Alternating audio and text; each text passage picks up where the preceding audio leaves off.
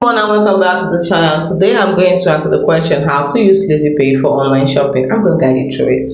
You see, to use Lazypay for online shopping means using their buy now pay later feature. And what you do, simply follow the steps. 1. Go to your preferred online store or app that supports Lazypay as a payment option. You can usually find a list of partners on the Lazypay website or app. Then add the items you wish to purchase to your cart and proceed to checkout page. Once there, that is the payment selection page, look for the pay later or cardless EMI section and choose Lazypay. You will be directed to a Lazypay confirmation step. For first time users, you might need to verify your mobile number with an OTP, that is one-time password. For subsequent transactions, it might be a one-tap confirmation.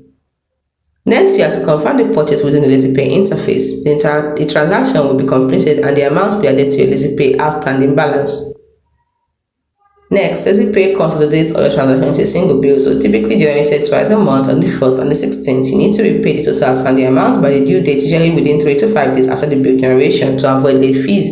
You can pay your bill through Lazypay app or website using various payment methods like net banking, credit or debit card or UPI. So it's as simple as that. Do not forget to pay your Lazypay bill to avoid late fees